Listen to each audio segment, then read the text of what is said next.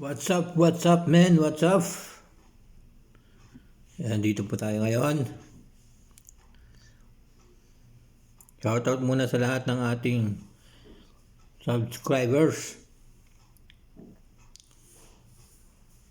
Yan mga guys.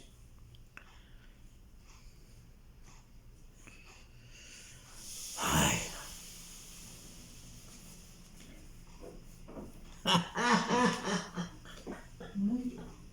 Rosy chicks ka na. Ha? Rosy chicks ka na. Pogi mo na.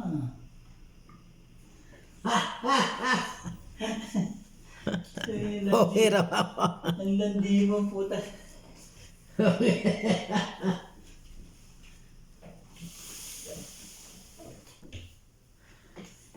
Pogi daw ako sa pogi daw sabi ng kasama ko.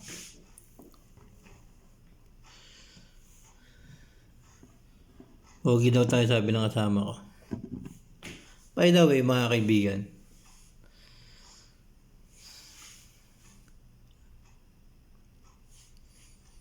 Ba't yun, no? Ba't ganun kapag nakikita ko yung mga video ni mga upload ni Cherry White, parang naiirita ako. Naiirita ako sa pag nakikita ko yung mga video niya. Mga bagong upload niya. Parang ayaw ko siyang makita at ayaw ko rin mapanood yung kanyang mga content.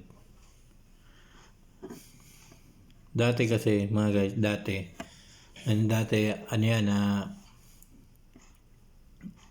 idol ko yan si Cherry White dati. Nung sila pa ni Pacboy. Yung magkasama pa sila sa content. Yan. Ate, idol ko yan. Kasi yan yung crush ng bayan. Yan. Sabi kasi dati, crush ng bayan niya crush ng bayan si Cherry White. Pero ngayon, nagbago na yung nagbago na yung ko sa kanya. Hindi ko na siya idol ngayon. Kasi pangit yung nangyari. Pangit. Diba? Pangit yung nangyari. Lalo na meron siyang nasataktan na si Pacboy, yung ating idol Asian Pacboy worldwide. Grabe, di ba? Dapat hindi ganun eh. Tapos ngayon, marami ang umaayaw sa kanya. Marami ang mga nagbabasa sa kanya, mga bad comment. Kasi dahil nga sa ginawa niya, sumama siya doon sa Cebu.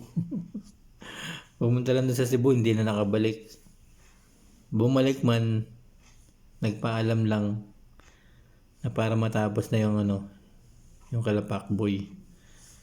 Diba? Nag-end lang sila nag-end ng Pac White. Grabe yung ginawa niya.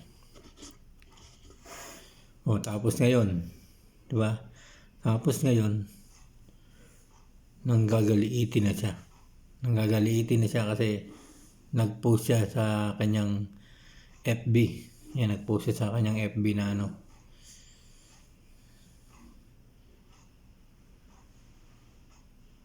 nag-post siya ng sama ng loob niya.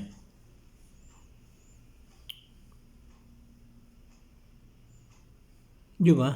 Sino yung tapos isusumbat pa yung may sumbat siya ron eh. May sumbat siya na sinabi.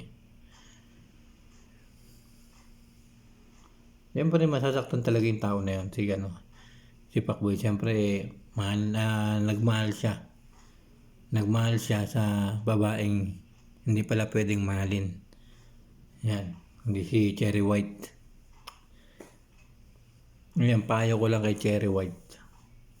Payo ko lang sa'yo. Sana minsan napapanood mo yung ating video. Yung payo ko sa'yo.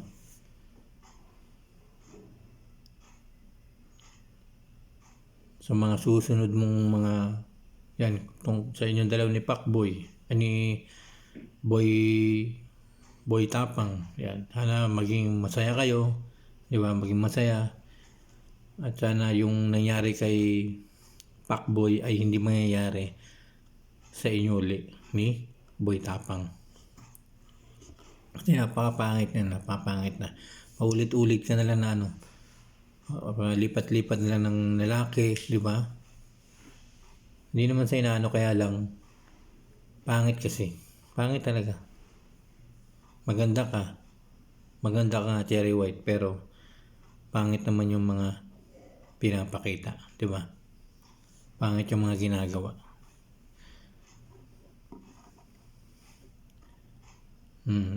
Maraming ang si Pacboy ngayon, di ba?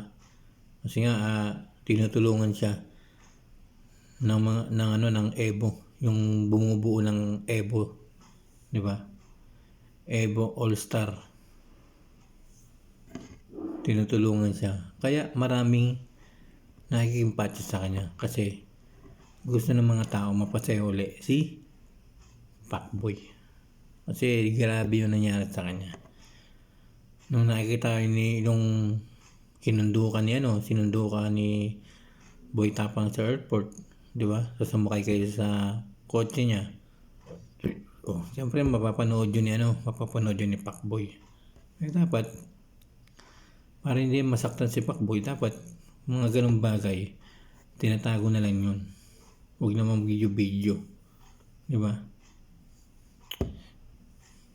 Kaya sana maging aral din sa yan Cherry White sa mga kanyang pangyayari. Thank you so much po sa inyo lahat.